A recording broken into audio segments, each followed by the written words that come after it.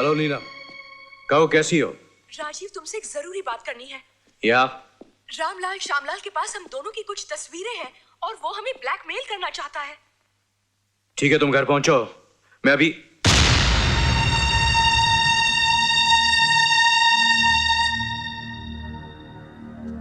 तुम और यहां मेरे ऑफिस में आज जिंदगी क्या रंग दिखा रही है?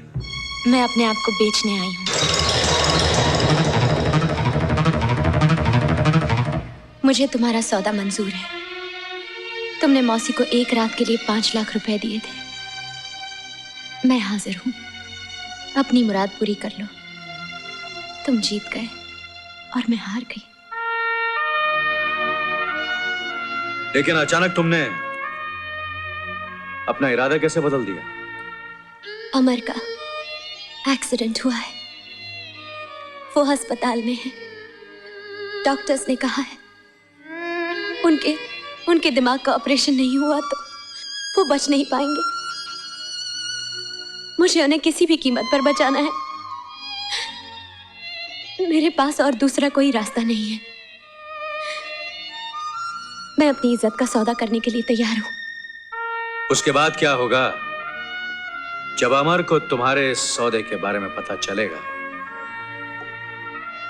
इसके बारे में सोचा है तुमने? अब सोचना मेरे बस की बात नहीं रही। मैं सिर्फ ये चाहती हूँ कि वो किसी तरह बच जाए। फिर एक लाश सोच भी क्या सकती है? एक पत्नी अपनी इज्जत का सौदा करे, उसकी तो मौत ही है ना। इतना प्यार करती हो अमर से? कह नहीं पाऊंगी कितना। मेरी हर सांस उनके लिए है, हर धड़कन उनका नाम लेती है। ये कहकर भी मैं कुछ नहीं कह पाई कि मैं उन्हें कितना चाहती हूँ। यानी कि मुमकिन है, ऐसा हो सकता है कि एक आदमी के लिए कोई कुर्बान हो जाए, अपनी जान दे दे, इज्जत का सौदा करे? मोहब्बत ही किसी पर मर मिटने का नाम है, जिंदगी देकर जीने का नाम, सब कुछ खोकर पाने का नाम। ये जान उनके काम आ जाए, वो अच्छे हो जाए, बस यही तमन्ना है मेरी। आप अपनी मुराद पूरी कर लीजिए।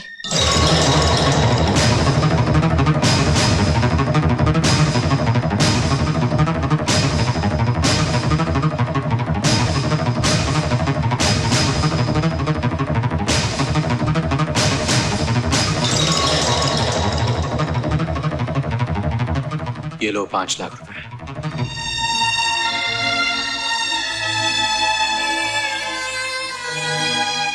जाओ अपनी पति की जान बचा लो। जी? तुमने कहा था ना कि तुम हार गई हो और मैं जीत गया हूं। दरअसल मैं हार गया और तुम जीत गई हो।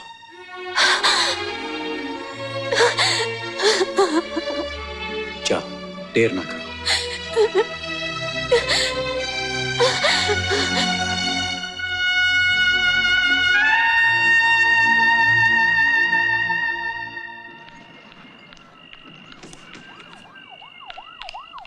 रुको रुको, आप कहीं नहीं जा सकते। इस इलाके में कर्फ्यू लगा है, दंगा भी शुरू हो गया। अंदर जाइए। लेकिन मुझे अस्पताल जाना है। मेरे पति बहुत सीरियस हैं, उनका एक्सीडेंट हुआ है। देखिए, उनकी जान खतरे में है, मुझे किसी भी तरह जाना है। कर्फ्यू का मतलब समझती हैं आप? आगे बढ़ोगे तो पुलिस की गोली का निशाना बन जाओगे। जाइए अंदर। देखिए, मैं मजबूर हूँ, प्लीज मुझे जाने दीजिए। आप मेरी मदद कर दीजिए।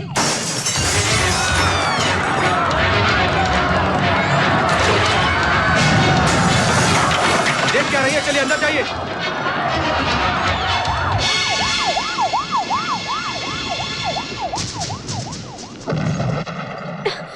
बाहर कर्फ्यू लगा हुआ है राजीव, गोलियां चल रही हैं। वो लोग मुझे जाने नहीं दे रहे हैं। अमर अकेले हैं।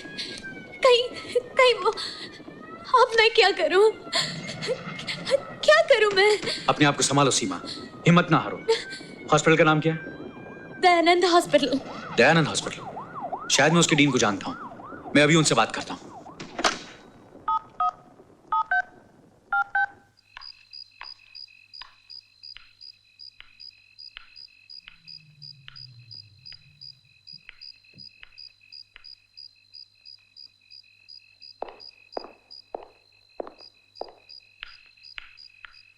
राजीव, बहुत देर कर दी। तुम क्यों? धोखा खा गई ना रामलाल श्यामलाल को देखकर? आए? अगर सारा चमत्कार कपड़ों का ही है तो मैंने सोचा ये भी करके देख लूं। कपड़े पहनकर तो सारे मर्द एक जैसे लगते हैं और ये तुम अच्छी तरह जानती हो, है ना? तुम यहाँ क्या करने आए हो? टेलीफोन पर की हुई अधूरी बात पूरी करने आया हूं। मेरे नजदीक मत आना, मैं चिल्लाऊंगी। घर पर तो कोई नहीं है, चिल्ला चिल्ला।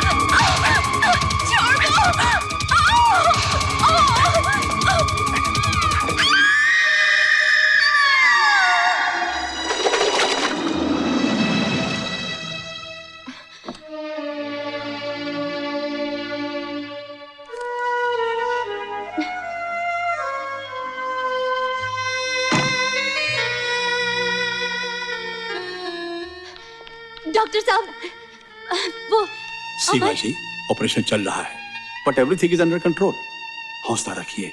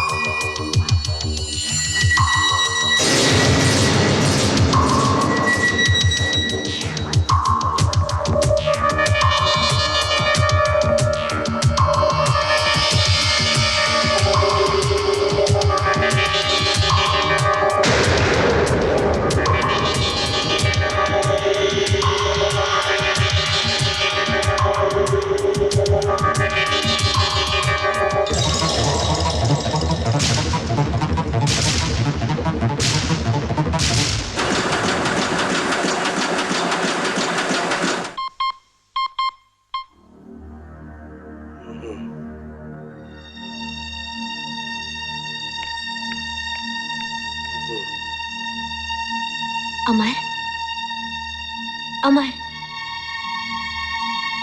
अमर।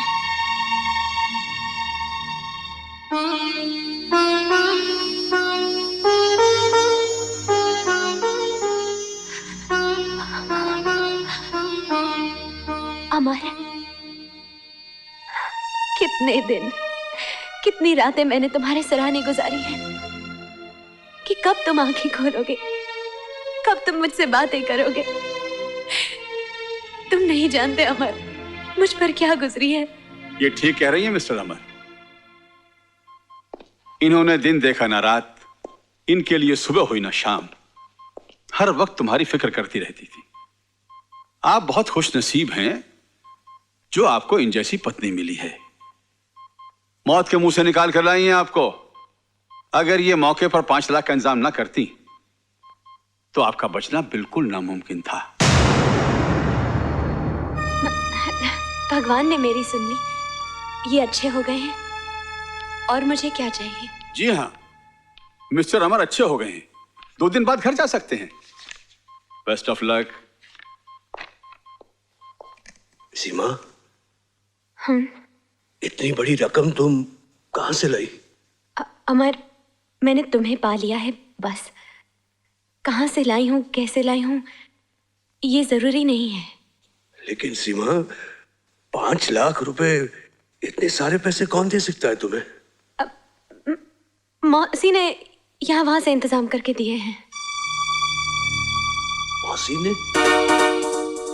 हाँ। आओ अमर आओ। अब तुम्हारी तबीयत कैसी है? बिल्कुल अच्छा हो सर। गुड। देखो, एक बहुत इंटरेस्टिंग केस हाथ आया है। इस फाइल को पढ़ लो, अपने नोट्स तैयार कर लो, फिर बात करेंगे। किसका केस है sir? Media tycoon Rajiv Sinha पर मर्डर चार्ज। उसने एक औरत का खून किया है। सब डिटेल्स इस फाइल में है, देख लो।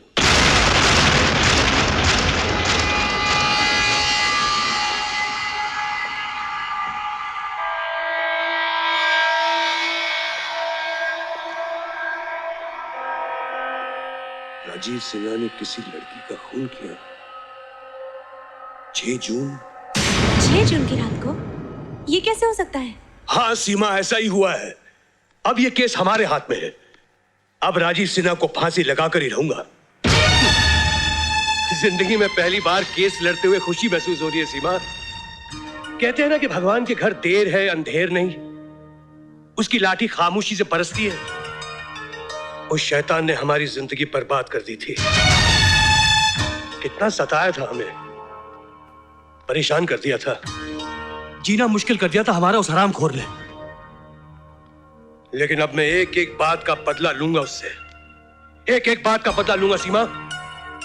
अरे हाँ, मालूम है उसका अपना ड्राइवर उसके खिलाफ गवाही दे रहा। ड्राइवर? रामलाल श्यामलाल, 6 जून की रात को जो घटना हुई, जरा कोर्ट को बताइए। जी, अब 6 जून को रात के कुछ 10 बजे होंगे, जब मैं अपने घर जा रहा था। इतने में मैंने देखा राजीव साहब अपनी गाड़ी में बैठकर अपने बंगले की तरफ जा रहे थे। तुम उस बंगले के सामने क्या कर रहे थे? उनका बंगला रामलाल श्यामलाल के रास्ते में आता है जी। चलो ये मानकर चलते हैं कि राजीव सेठ का बंगला तुम्हारे रास्ते में आता है, पर क्या तुम यकीन से कह सकते हो कि रात को 10 बजे जो गाड़ी बंगले में गई वो राजीव सेठ की थी? बत्ती जल रही थी जी। मैं भी आगे बढ़ा, सोचा रामलाल श्यामलाल मौका अच्छा है, सेठ जी से मिन्नत करते हैं और उनसे ड्राइवर की नौकरी फिर से पक्की कर लेते हैं। लेकिन अंदर जाने की हिम्मत नहीं हुई साहब जी। क्यों, क्या हुआ? अंदर एक मेम साहब उनका इंतजार कर रही थी। कौन मेम साहब? जिसका कत्ल हुआ, नीलम मेम साहब। फिर क्या हुआ?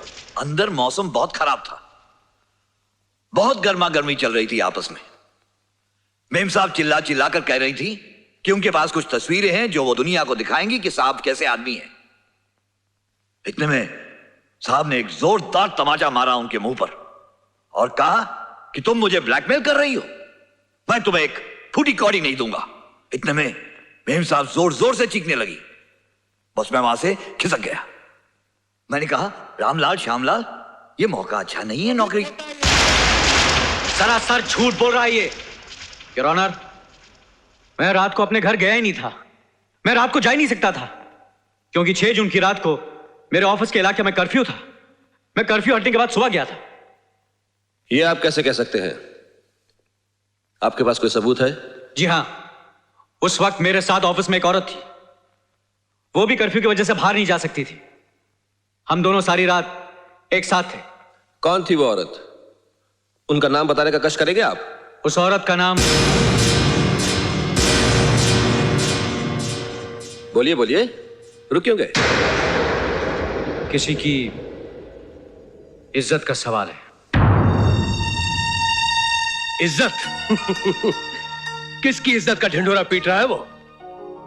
अव्वल तो आसपास दाएं बाएं कोई लड़की है ही नहीं, और अगर जनाब जान बचाने के लिए कोई गवाह खड़ा कर भी देते हैं तो ले आएंगे कोई लड़की कोठे से उठाकर।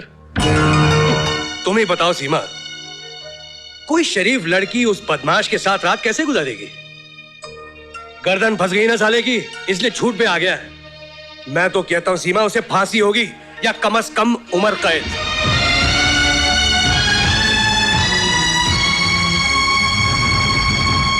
Order order.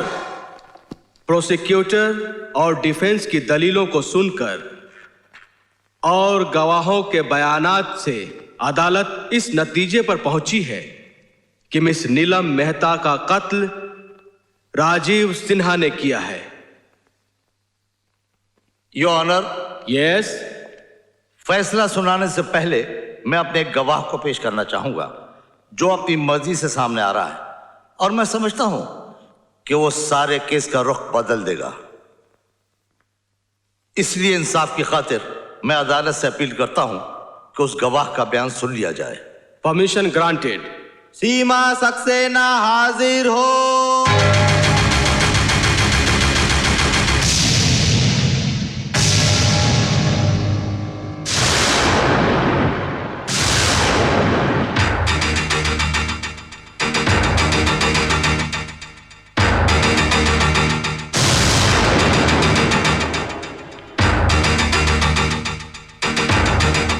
बीवी है ना?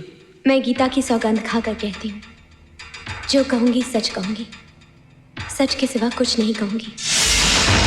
सीमा देवी, आप इस केस के बारे में कोर्ट के सामने अपना बयान देना चाहती हैं ना? जी हाँ। तो फिर आप अपने अल्फाज में कोर्ट को बताइए कि 6 जून की रात को क्या हुआ था। योर ऑनर, 6 जून की रात को कर्फ्यू लगा हुआ था। मैं सारी रात राजीव सिन्हा के साथ थी, सुबह होने तक।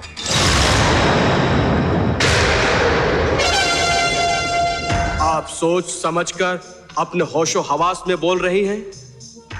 जी हाँ, मैं सच कह रही हूँ। आप कोई गवाह या सबूत पेश कर सकती हैं जो आपके इस बयान को सच साबित करे? कोर्ट इस तरह किसी एक गवाह पर यकीन नहीं कर सकती जिसका इस केस के साथ कोई भी संबंध न हो। जी, उस गवाह का नाम है इंस्पेक्टर NP शिंदे। जी हाँ, मैं मिसेस सीमा सक्सेना को पहचानता हूँ। 6 जून को मैंने उन्हें कहीं बाहर जाने से रोका था और वो वापस चली गई थी क्योंकि कर्फ्यू की वजह से कोई भी बाहर जा नहीं सकता था। थैंक यू मिस्टर Shinde. Your honour, we rest the case. Mrs Saxena के बयान से और इंस्पेक्टर शिंदे की गवाही से जाहिर होता है कि मिस्टर राजीव सिन्हा निर्दोष हैं।